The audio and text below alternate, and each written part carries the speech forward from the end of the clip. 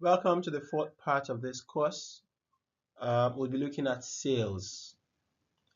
This happens to be the core of this course for me because the importance of this entire course is to see how you can succeed in business by strengthening your ability to trade.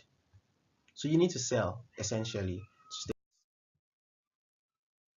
Businesses survive by bringing in more money than they spend, and there is no way to do this without completing transactions. You can only transact with things that are economically viable. We've looked at this earlier. And one of your key priorities as a business person is to get to the point where you make your first profitable transaction as quickly as you can. Now, your ability to make profitable transactions and repeat that process every now and then keeps you in business. If we took a step back to the things we've learned before now, you would see that before you can get to the point where you need to make a sale, you need to have an offer that is valuable. And we've looked at different ways by which you can assess how valuable your offer is and probably increase the appeal of your offer by doing a few analysis or evaluations here and there. Then once you have a valuable offer, you need to advertise, you need to create awareness, you need marketing such that people know what it is exactly that you are doing. But all this will not amount to anything if you are not able to close transactions and make sales. So it's important that you get yourself to the point where you can make profitable sales, profitable transactions as quickly as you can. Now, you can either make a customer for an income, you can either make a sale for an income or make a customer for multiple income. The choice is yours. For you to remain profitable in business, you need to hone your trading skills to the point where you are not just making a sale, but you are acquiring a customer who would bring repeat business to you by purchasing from you time after time. For this to happen, it's easy to make one sale, but the actual work is in making a repeated sale and another repeated sale and several repeated sales from the same customer. This can only happen when your customers believe in you, they trust you, they are consistently assured that you would consistently deliver value to them, and they can rely on your business. There are a few factors to consider, and we'll just run through them quickly. First is trust. You can only keep a customer when they trust you, and you build trust and reputation over time. So in the initial state when you said you were going to deliver XYZ value, when they did transact with you, did you deliver that value? Are they able to trust you to continuously deliver value to them in the form that you have promised and also in line of the expectations that they have of you? Price. Your price needs to be consistently affordable to whatever class of customers you are servicing.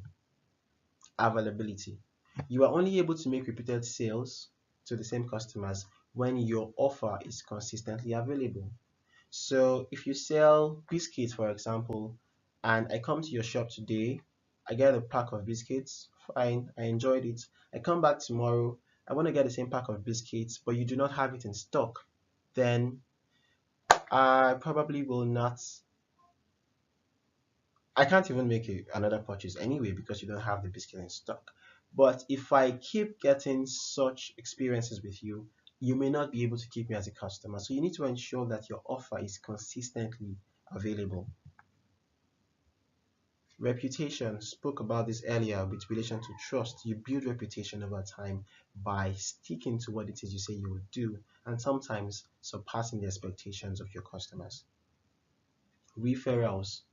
When you have served your customers well enough, you are able to get them to refer you to their friends, their colleagues, their family members, and then your business booms. So you need to ensure that you are serving each customer right so that you can get referrals to other customers.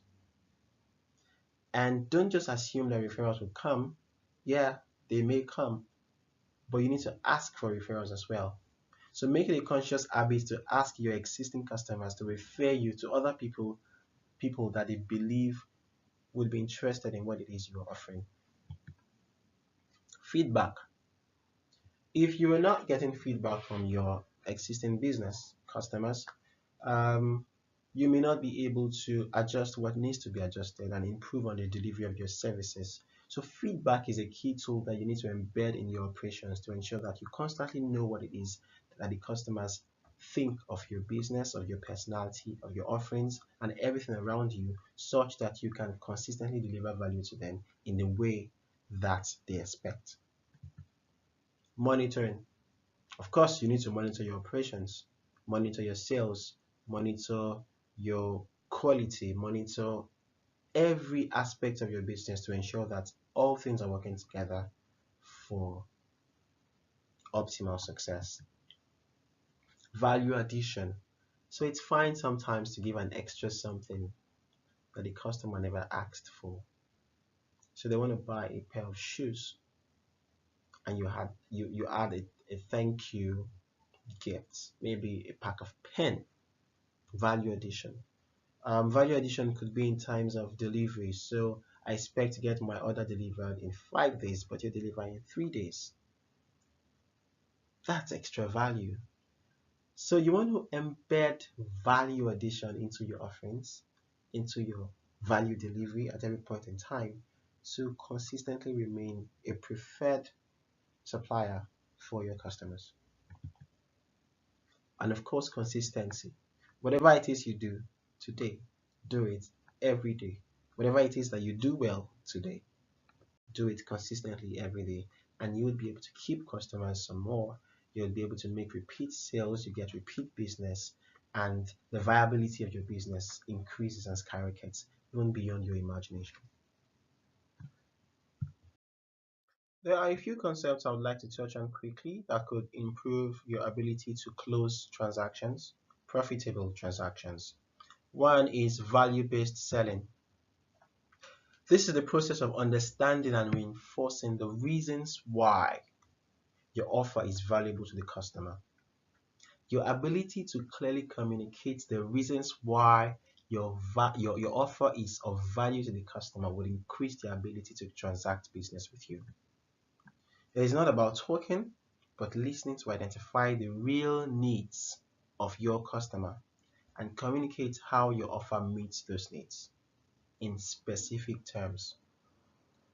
So you need to know exactly what the needs of your prospects are and then make them see how your offer meets those needs. An effective strategy for winning customers is to request that they tell you what exactly their needs are. This helps build trust and confidence in the solution that you offer. So if I've told you what my need is, I believe that you are working in the right direction. Whatever solution you provide to me should work. So it's also a way for businesses to build trust and confidence with their prospects. That constant interaction of identifying the needs of the customers and reinforcing the value propositions in line with those needs is essential to building profitable businesses and executing trading effectively. The next, the next is education-based selling. This is the process of making your prospects better and more informed customers. So if their level of awareness of the things that you do is higher, then they would better appreciate why they should patronize you. It requires an upfront investment in your prospects, but it is worth it. By investing energy in making your prospects smarter, you simultaneously build trust in your expertise and acquire loyal customers. So let's assume you sell deodorants, for example, and I'll use that as a key example because we'll be having a project later on in this course where you would try to sell deodorants profitably. So, for example, deodorants are deodorants as against antiperspirants. Um, they both work um, to achieve the same thing, to keep you away from smelling, keep you fresh and not smelling all day. But they work using different mechanisms. So antiperspirants, as the name goes, antiperspirants, they are against perspiration. They stop you from sweating so that when you do not smell, the bacteria on your skin have nothing to feed on, and then you don't have the foul smelling odor that comes with sweating. Deodorants, on the other end, allow you to sweat, but deodorize your sweat and prevent you from smelling. So either ways it won't smell, but the mechanisms are different. Now the danger with using antiperspirants is that perspiration is a natural process for the body to get rid of waste materials from itself.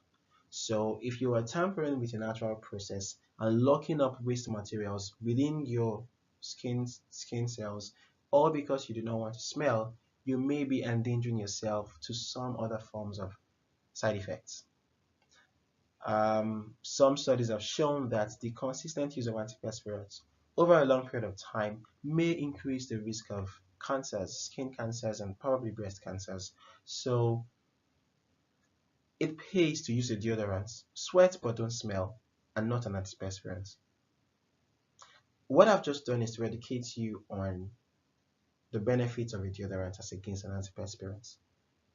With this, it's probably easier for me. I mean, the likelihood that you would buy my deodorant is higher because I have educated you on the benefits, on so you're making a decision, you're making a smarter decision based on a position of knowledge. That exactly is what education-based selling is all about. So as you try to close trade deals, as you try to sell to people, there are five standard objections. There are more, probably more, but we'll touch on five. Five standard objections that occur in sales of all kinds, and these are how you can address them. An objection might be, oh, this product costs too much, this service costs too much. How do you address this? Utilize framing and value-based selling. When people realize the value that they would obtain from what it is you are selling to them, they are more likely to buy from you. Make it clear that the value of the offer far exceeds the asking price. So they wouldn't bother on how much they're paying, they would focus on the value that they would get from your offer. Framing also works by de-emphasizing information such as the price and focusing your attention and your marketing campaign on the benefits that they will derive from patronizing you. Oh, it won't work. That can be a barrier. Utilize social proof. Show the prospect how customers like them are already benefiting from the offer. So, because we are all social beings and we seek social status, this helps to break the barrier of this objection.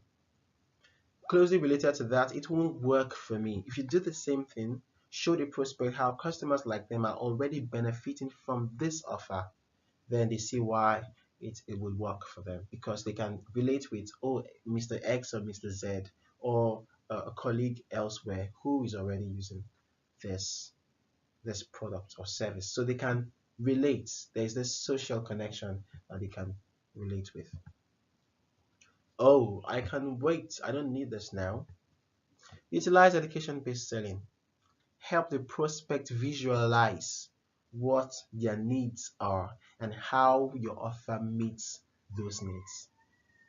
So some people may tell you, I don't need a deodorant, for example, I'm fine with a perfume, blah, blah, blah. You want to educate them on why everybody needs to use a deodorant and why the place of a deodorant is not the place of a perfume. Help them visualize how they would feel, how the needs, how your offer meets their needs, and then you most likely will be able to break through this barrier. The same goes for when people say that what you're offering is too difficult. Educate them on the simplicity behind the difficulty that they see. Help them visualize how they can utilize your offer to meet your needs, and everybody will be fine. Thank you very much for your attention so far. Like I said, trading is important to successful businesses. Your ability to hone and strengthen your trading skills is of essence. And we've just looked at how you can close transactions, profitable transactions, ensure that you make sales, repeated sales by making a customer and not just making a sale. I would share another video with you to watch. Um, as is the practice, share your thoughts on 5 key learnings that you've obtained from watching the video. Thank you.